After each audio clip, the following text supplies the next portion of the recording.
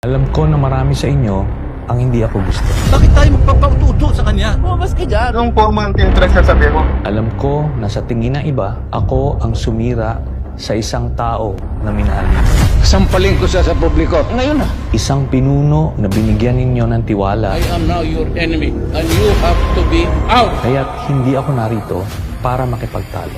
Hindi ako narito para ipilit ang sarili ko sa inyo. Narito ako dahil sa bayanan.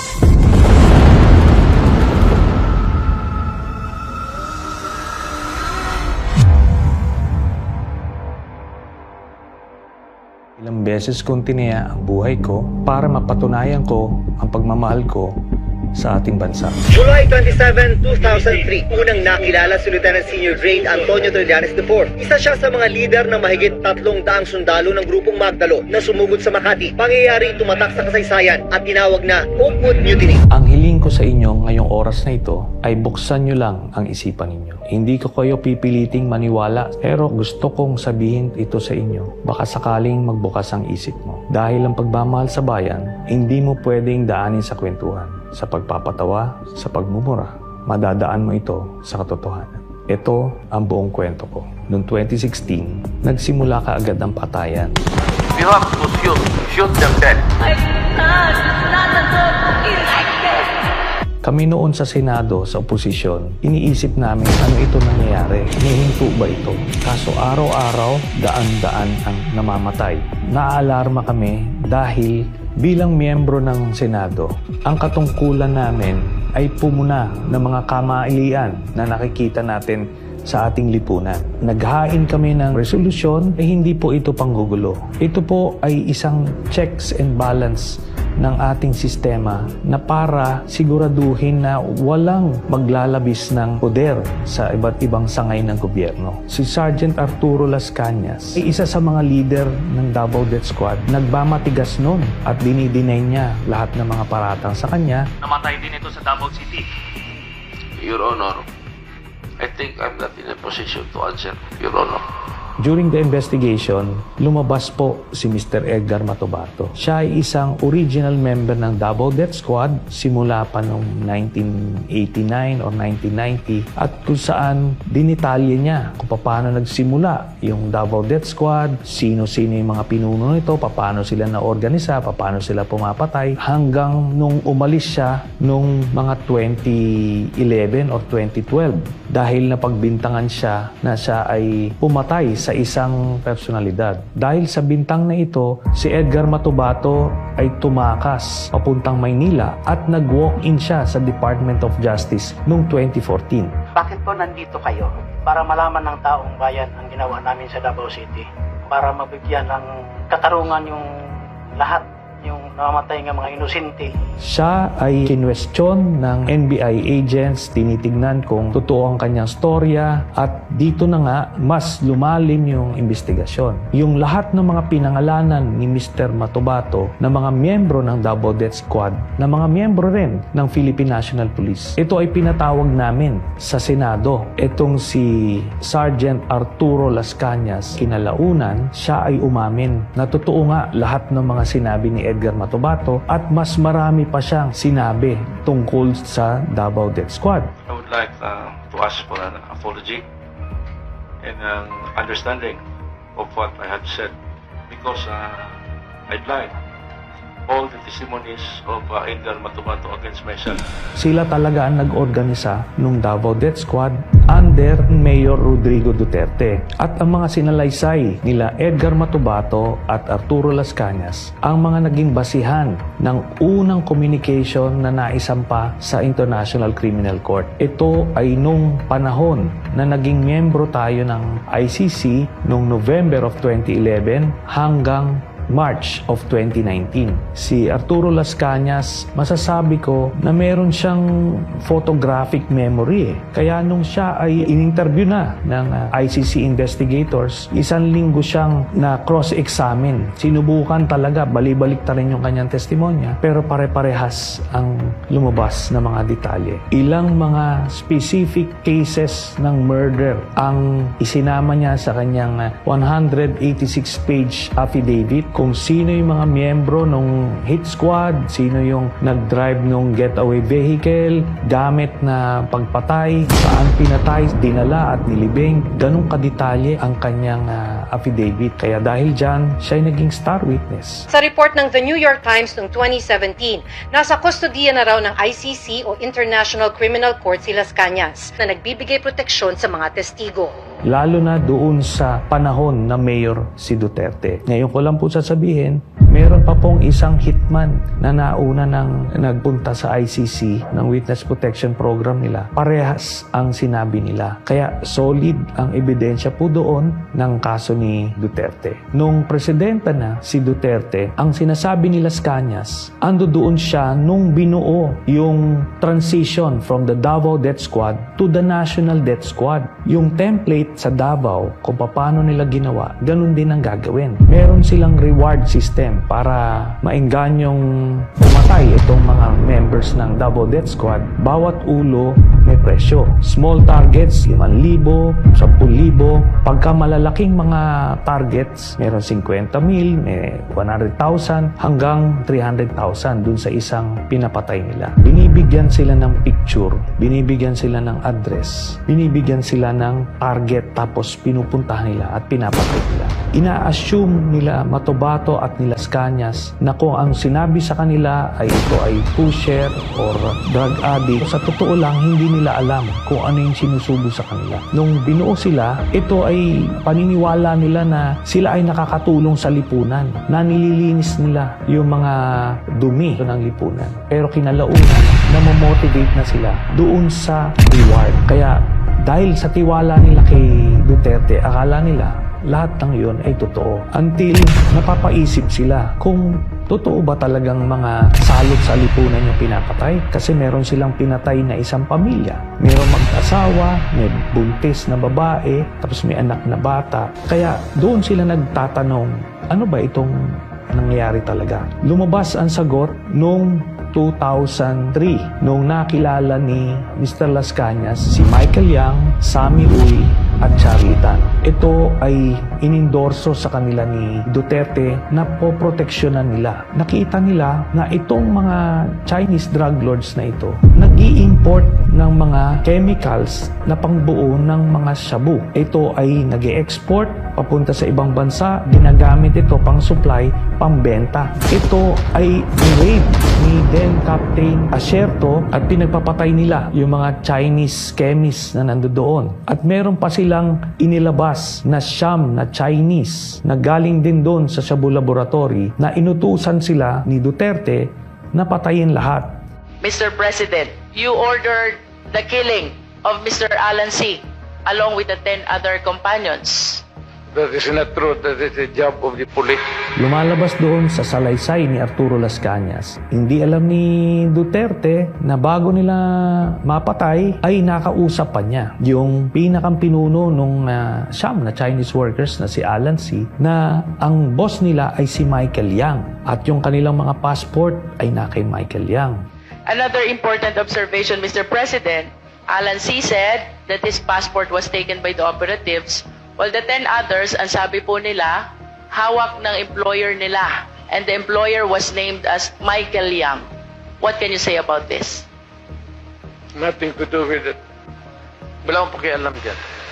Yun na nga ang lumalabas na pinoproteksyonan na sikreto ni Duterte. Ang involvement niya sa isang drug lord sa Davao. Noong 2016, nung naging presidente, si dating Pangulong Rodrigo Duterte, isa sa mga unang appointees niya ay si Michael Yang bilang economic advisor. Kaya dito, magtataka tayo, bakit isang Chinese citizen ay gagawing economic advisor ng isang presidente? Kinalaunan, nakita namin kung bakit niya to ginawa para masabi niya sa buong bürokrasya, sa AFP, PNP, PDEA, na protektado niya ito, tao niya ito, si Michael Yang.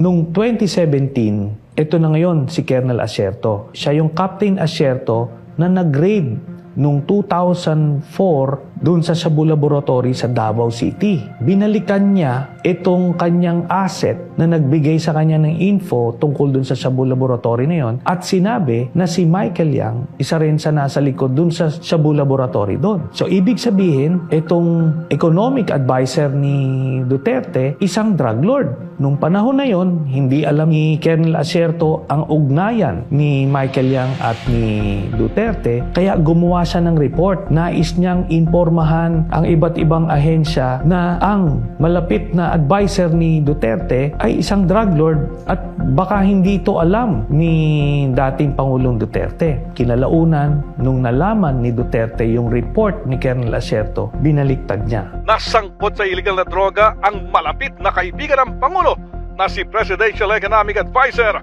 Michael Yang. Tinukoy ni Asierto si Yang at isang Alan Lim na nasa likod ng nadiskubre nilang malaking Shabu Laboratory sa Davao noong 2004. Sabihin mo yung Michael Yang lalabas ni Asierto. Yan totoo. Humingi ng tulong si Asierto sa isang religious group dahil may plano umanong ipaligpit siya sa halagang 15 milyong piso. Si Colonel Asierto ngayon ang pinagbintangan na isang drug lord at siya ay pinapapatay sa publiko. Sa takot ni Colonel Asierto, siya ay nagtago hanggang ngayon. Siya na rin ay isa sa mga titistigo sa International Criminal Court. Sa madaling salita, habang pinapamuka ni dating Pangulong Rodrigo Duterte ang mga pagpatay sa iba't ibang pushers, dealers, yung mga Chinese chemists na galing sa ibang triad na nasa loob ng kulungan, na ito ay naisalaysay dun sa Quad Committee hearings. Nasa likod pala nito ay i-import nila ang mga shabu sa pamamagitan ni Michael Yang, Charlie Tan at Sammy Uy. Ito ay dinadaan sa customs para makontrol nila ang supply galing sa ibang bansa. Merong isang beses yung sa magnetic lifters, nakita na mismo ng mga K9 positive na merong shabu, pero at binabaliwala ni Duterte at ina-arbor kung sino man. They were assuming that for those metal magnetic contained, so the borehole, there was nothing there. It was pure speculation. Ayon sa PDEA, naabutan nilang butas at walang laman ang lifters dahil naipusulit na ang droga palabas ng warehouse. Kaya ni isang drug lord ay walang nakasuhan dun sa mga tonetoneladang mga na-import na shabu. Ang nagpa-facilitate nitong lahat, una-una si Pulong Duterte, ang kanyang son-in-law na si Mans Carpio, ang Customs Commissioner Nicanor Faeldon, at iba pang mga personalidad na nakadikit kay Duterte mismo. Ang nangyari ngayon, ang mga hindi kasama dun sa kanyang sindikato, ito yung mga pinapatay. Kaya akala nung mga kababayan natin na talagang may nangyayaring patayan ng mga involved sa illegal drugs. Hindi totoo ang war on drugs. Ito ay ginawa lang ni Duterte para panglihis dun sa intensyon niya na i-monopolize or i-control ang drug trade dito sa bansa. Kung may totoo lang maski isa, I will hang myself in front of you. You can summon, I will sign a waiver, all banks. Will the former president be okay that if we draft the waiver now instead of tomorrow? Will you be fine with that, Mr. President? Anong kapalit, sir? Hindi. Sampaling ko siya sa publiko. Hindi, wala naman. Ngayon na. Lulo mo kaya. Isa sa na-discover namin na mga impormasyon, ito ay naibigay sa akin noong 2016 ay yung bank accounts ni Duterte at ng kanyang pamilya. At ang nilalaman nito ay nakakagulat. Nakita namin na daang-daang milyon ang pumapasok sa mga accounts ni Duterte.